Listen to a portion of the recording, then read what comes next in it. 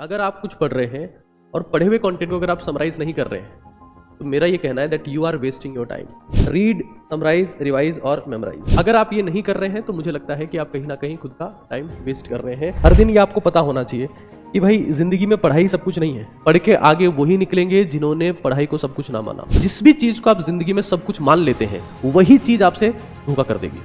ये वो समय होगा जब कई लोग राम जी की विजय बनाने के लिए घर की तरफ निकल जाएंगे। देखिए, आप लोगों के लिए आपकी विजय उतनी ही महत्वपूर्ण है जितनी कि भगवान राम की विजय। ये त्योहार सिर्फ अमीरों के होते हैं।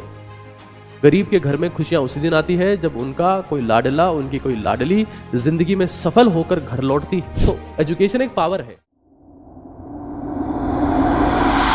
हाउ टू स्टडी, पढ़ाई करें तो कैसे करें, ये एक मुद्दा है और ये बहुत इंपॉर्टेंट है। ठीक है, कि पढ़ाई कैसे करें। देखिए, हमें सबसे पहले समझ लेना है कि आप जो भी पढ़ रहे हैं, अगर उस कंटेंट को अगर आप समराइज नहीं कर रहे हैं तो आपका पढ़ना व्यर्थ है। सर, ये यूपीएससी के लिए भी है क्या? ये हर एग्जाम के लिए, लेकिन फिलहाल जो अपना फोकस है वो बेसिकली नीट एग्जाम है। लेकिन आपको ये समझ लेना है कि अगर आप कुछ पढ़ रहे हैं और पढ़े हुए कंटेंट को अगर आप समराइज नहीं कर रहे हैं तो मेरा ये कहना है that you are wasting your time. तो स्ट्रेटेजी कुछ इस फॉर्मेट में रखनी है कि आप जो कुछ भी पढ़ रहे हैं, और सबसे इंपॉर्टेंट चीज ये है ना, ये भी वो टाइम चल रहा है ना, नवंबर, दिसंबर, जनवरी, ये वो समय होता है जब 99% लोग खुद का समय खराब करते हैं। तैयारी की शुरुआत होती है, जब साल स्टार्ट होता है तब हर कोई पढ़ता है। जब एग्जाम आने वाले होते हैं, उसके 2 महीने होते हैं, तब भी हर कोई पढ़ता है। आपको ये समझना है कि हमें इस टाइम का बेहतर यूटिलाइजेशन करना है और यही यूटिलाइजेशन आपको बाकी सबसे आगे निकालेगा। ठीक है, और इस चीज को रट लेना है हर एक केस में आपको कि इस बेसिक फॉर्मूले को फॉलो करना है। RSRM, मतलब जो भी सबसे पहले आपने क्लास ली, पढ़ा,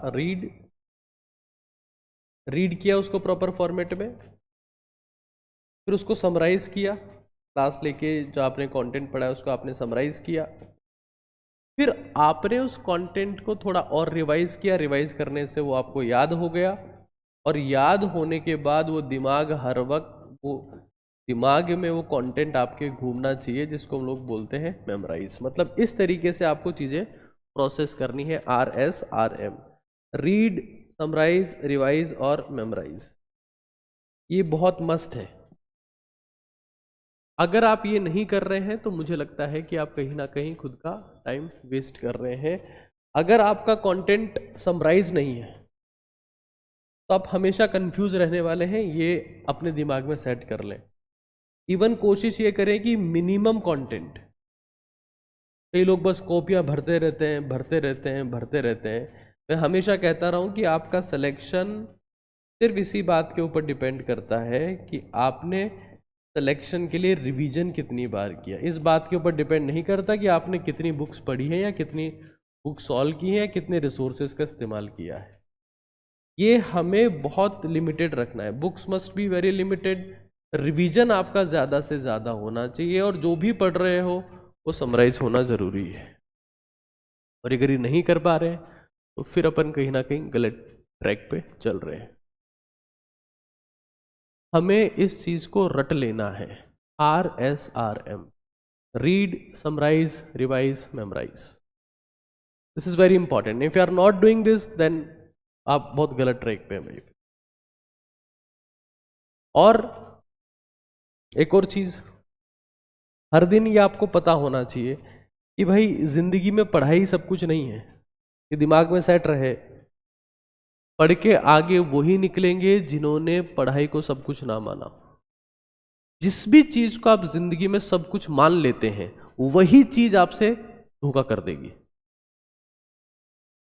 जिस भी चीज को आप सब कुछ मान लेंगे, चाहे वो इंसान हो, चाहे वो प्रोफेशन हो, चाहे कोई सा काम हो, चाहे कोई जगह हो, चाहे कोई रिश्ता हो, चाहे कोई कुछ भी हो, पढ़ाई को सब कुछ नहीं मानना है।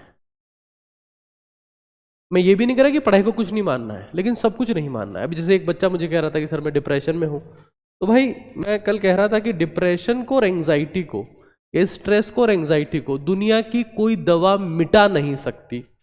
उसको आप सिर्फ बहा सकते हो पसीने में। तो पसीना बहाना है, अपने शरीर का ध्यान रखना है। तुम्हारी पोस्ट, तुम्हारी सैलरी, तुम्हारी डिग्री, तुम्हारा कॉलेज, तुम्हारा प्रोफेशन, ये सब अगर शरीर छूट गया, शरीर कमजोर पड़ गया, तो उसकी कोई औकात बचती नहीं है। तो हमें साथ में ये भी समझ लेना है कि हमें स्लीप प्रॉपर रखनी, क्योंकि स्लीप से आपकी मेमोरी इंप्रूव होती है, कंसंट्रेशन इंप्रूव होता है, मूड इंप्रूव होता है। एक्सरसाइज प्रॉपर रखनी है, एक्सरसाइज से स्लीप बेटर होती है। और एक्सरसाइज आपको करनी ही करनी है, सीढ़ियाँ चढ़नी है। और डाइट का आपको प्रॉपर ध्यान रखना है। बढ़िया डाइट से दिमाग सही चलता है। और डाइट कैसी भी हो, अगर एक्सरसाइज आपकी सही है तो डाइट शरीर को लगती है, शरीर को लगती है। ये वो समय होगा जब कई लोग राम जी की विजय बनाने के लिए घर की तरफ निकल जाएंगे। देखिए, आप लोगों के लिए आपकी विजय उतनी ही महत्वपूर्ण है जितनी कि भगवान राम की विजय थी।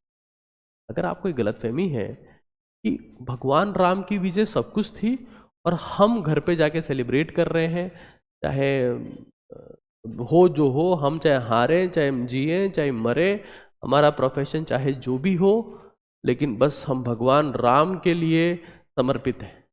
तो भगवान राम की सक्सेस सेलिब्रेट हुई थी। आपको तो सक्सेस,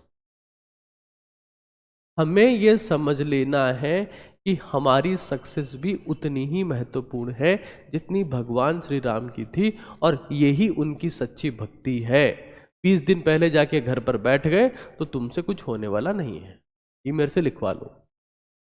मतलब ये वो समय है जब आप, मैं आपको फिर कह रहा हूं, नवंबर और दिसंबर, अक्टूबर चला गया इसलिए उसकी बात नहीं कर रहा हूं, ये शायद वो समय है जो सक्सेसफुल और अनसक्सेसफुल में डिफरेंस डिसाइड करता है। सक्सेसफुल और अनसक्सेसफुल में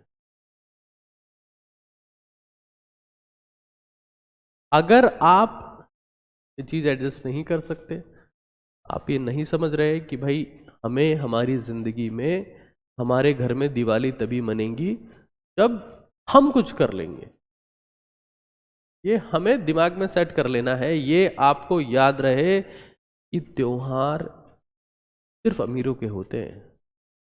गरीब के घर में खुशियां उसी दिन आती है जब उनका कोई लाडला, उनकी कोई लाडली जिंदगी में सफल होकर घर लौटती है।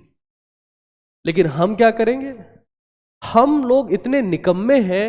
और मतलब सर अभी नवंबर में टेस्ट दे रहे हैं सर, अब हम क्या करें सर, हमारे मार्क्स नहीं आ रहे सर। भाई अक्टूबर, नवंबर और दिसंबर में मार्क्स का डिक्रीज होना नॉर्मल फिनोमिना है। बिल्कुल वैसा ही है जैसा कि जून, जुलाई, अगस्त में बारिश का होना। इसको रट लो। एक बच्चा पूछ रहा है कि 6 घंटे स्लीप के लिए ठीक है क्या? स्लीप की ड्यूरेशन पे मत जाओ, क्वालिटी ऑफ स्लीप। तुम अगर थक कर, मानसिक और शारीरिक रूप से थक कर सोने गए हो तो 6 घंटे की नींद बहुत है। और बिना थके तुम बेड में गिरे हो तो वो स्लीप नहीं आएगी, तो बेड भी तुम्हें फ्रस्ट्रेट करने लगेगा। तो हमें ये समझना है कि मार्क्स डिक्रीज होना बहुत नॉर्मल चीज है। इस दौरान कंसिस्टेंट रहना है। टेस्ट हो रहा है, टेस्ट हो रहा है तो हमें टेस्ट देना है। क्लास हो रही है तो क्लास लेनी है। अपने आप को टीचर से ज्यादा ब्रिलियंट समझने की भूल करने लगते हैं, वहीं पे हम लोग निपट जाते हैं। ऑनलाइन तैयारी करो, ऑफलाइन तैयारी करो, टेस्ट देना है, क्लास लेनी है। बेसिक प्रोसीजर फॉलो किए बिना, प्रोसेस को फॉलो किए बिना आप अगर आउटकम की बात करने लगोगे तो फिर वो सेंस वाली बात नहीं। इस वक्त तक इंसान अलग अलग चीजों में फंसेगा। कुछ लोग तो रिलेशनशिप में आ जाएंगे कि सर हमारा स्कोर कम था, हमें इमोशनल सपोर्ट की ज़रूरत थी, तो हमने सोचा कि कौन हमें इमोशनल सपोर्ट देगा, तो हमको वो हम ढूंढे इंस्टाग्राम पे इमोशनल सपोर्ट मिल गया। बोले फिर क्या हुआ? बोले फिर हमारे पहले 340 आ रहे थे, अब हमारे दोनों के मिला के जो इमोशनल सपोर्ट दे रही है उसके और हमारे दोनों के मिला के भी 140 आते हैं, है ना, दोनों के मिला के आ रहे हैं। हम सोचे थे 340 से 640 पहुंच जाएंगे, लेकिन तो उल्टा हो गया। तो भाई ये होता रहेगा। और मैं आपको समझा दे रहा हूं कि आप अपनी जिंदगी में इन चक्रों में फंसेंगे। मैं मना नहीं कर रहा हूं इन सब कामों के लिए, बिल्कुल मना ही नहीं है आपको, बट फर्स्ट बिकम सक्सेसफुल। अगर तुम सक्सेसफुल नहीं हो तो तुम्हारी समाज में कोई औकात नहीं है, कोई औकात नहीं है। और लड़कियां अगर सफल नहीं है तो उनकी जिंदगी के डिसीजन फिर परिवार और समाज लेने लगता है कि ये क्या करेगी। But if you become successful you get power, that is very important. अगर आप अपनी जिंदगी के डिसीजन खुद नहीं ले सकते तो इससे फ्रस्ट्रेटिंग कुछ नहीं हो सकता।